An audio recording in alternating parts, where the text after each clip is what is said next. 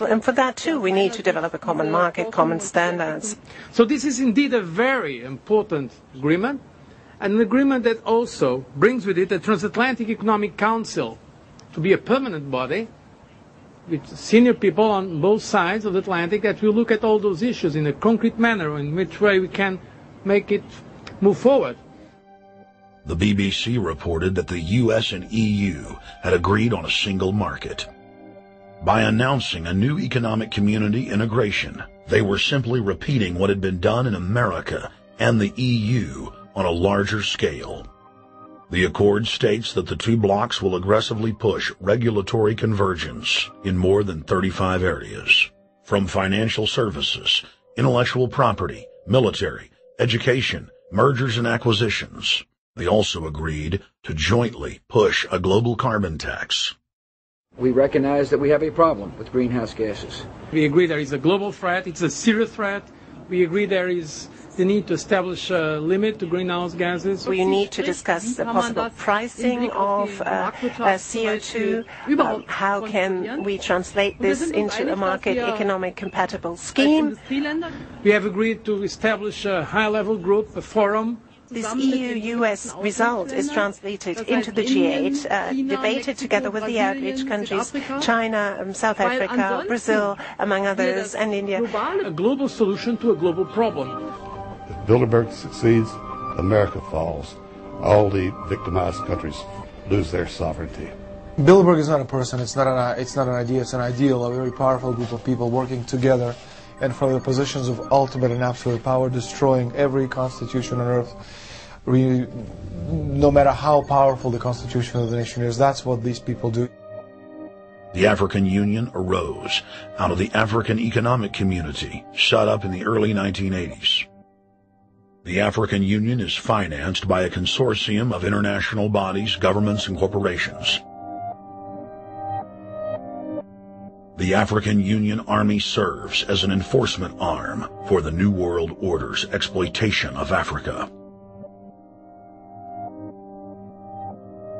In Asia, APEC and ASEAN have announced plans to form the Asian Union,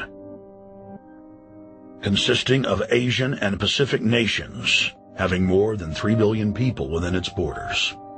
APEC will become the Asian Pacific Union, and the world is to be divided into 3 great regions for the administrative convenience of the world government in which the UN is to evolve. As the unions form individually, they are simultaneously merged to form the first planetary government. They're trying to destroy every nation on earth which is trying to promote progress, because these people basically they are landowners. They don't need progress because they control the land. If you take the most powerful man in London, the people who belong to the Council and the Committee of 300, who belong to the Bilderbergers, the British royalty, the Guelphs, the black nobility of Venice and Genoa, these people they're landowners. The New World Order is the Old World Order. I mean, it's just the names have changed, the appearances have changed, but the concept hasn't changed. The idea is still to bring the men back, kicking and screaming back to the Middle Ages, post-industrial age world order. One of the things that is very shocking to most Americans is the fact that the United Nations Global Biodiversity Assessment, which came out in 1995, clearly shows that in order to protect planet Earth, we have to go back to a feudal system. They actually said that in the document. To craft a modern feudal society, the globalists are implementing a standardized North American Union ID card to track, trace, and control their serfs as they travel throughout the 3 regions of the NAU. Building on the massive displacement of humanity caused by globalization, the New World Order is rapidly constructing the physical infrastructure of the North American Union, the NAFTA Superhighway Control Grid. I'm Arthur Peterson, Colonel retired in the Army. I see things today that are happening that would make my friend who died in World War II turn over in their grave. To think that people would even consider confiscating land of farmers and ranchers and taking their homes away from them to turn it over to a foreign company in Spain, which was controlled by Don Carlos, I understand, a notorious socialist. and they get the tolls on Texas land for 50 years. The proposed Trans-Texas corridor would be a patchwork of superhighways and railroads stretching 4,000 miles from the border of Mexico, cutting through Texas to Oklahoma. A lease has been signed that would make Texas Highway 121 a toll road. A private Spanish company won the bid to build and collect the tolls for the next 50 years. These deals with private companies are being negotiated largely in secret, and many state lawmakers are worried taxpayers are being sold down the road. Critics say it's a threat to our national security. It's part of a plan for a North American integration being carried out by government and corporate elites without congressional or voter approval.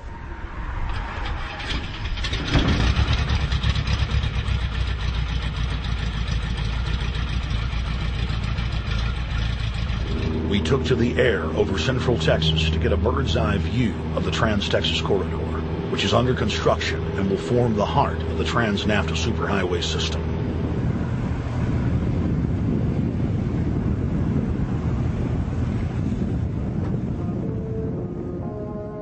History repeats itself.